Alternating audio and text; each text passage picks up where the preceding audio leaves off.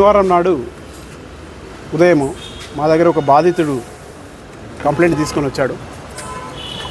అదేంటంటే అతను ఒక ఇంటీరియర్ డిజైన్ వర్క్ ఇక్కడ సాకేత్ ప్రణామంలో చేశాడు.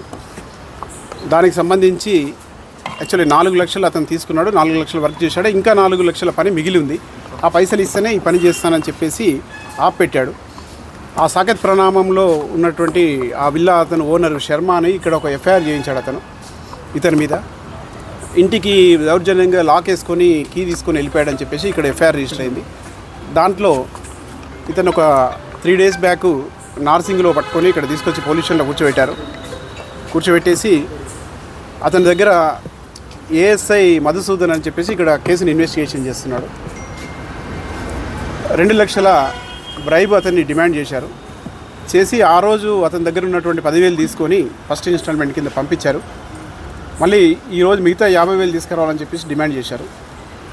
ఈరోజు మార్నింగ్ ఆ కంప్లైంట్ తీసుకొని కేసు రిజిస్టర్ చేశాము. కేసు రిజిస్టర్ చేసి ఇక్కడికి ఈవినింగ్ వచ్చాము. ఆ 50,000 రూపాయలు మధ్యవర్తుల ముందే ఇతను ఏఎస్ఐ బాధితుడి దగ్గర తీసుకున్నాడు. పోలీస్ స్టేషన్ వెనుకనే ఇమీడియట్లీ మీడియేటర్స్ ముందే అది రికవరీ చేశాము.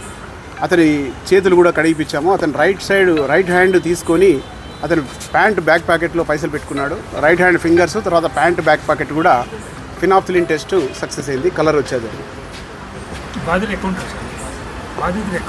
సార్ బాధితుడు ఎక్కడ ఉంటాడు అంటే మా బాధితుడు అంటారా? ఇప్పుడు ఈ పొల్యూషన్ బాధితుడు రెండు ఉంటుంది. ఈ పొల్యూషన్ బాధితుడు సాకేత్ ప్రణామం.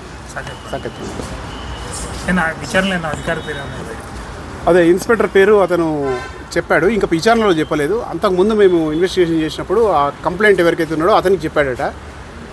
ఈయన మధ్యలో ఎలాంటి కన్వర్సేషన్స్ ఉన్నాయి అనేది కూడా మేము వెరిఫై చేస్తున్నాం. మనం ఎంక్వైరీ చేసే అవకాశాలు ఉంటాయి. ఎవరి పేరు అయితే చెప్పిన ఇన్స్పెక్టర్ చేస్తాం, తప్పకుండా ఎంక్వైరీ చేస్తాం.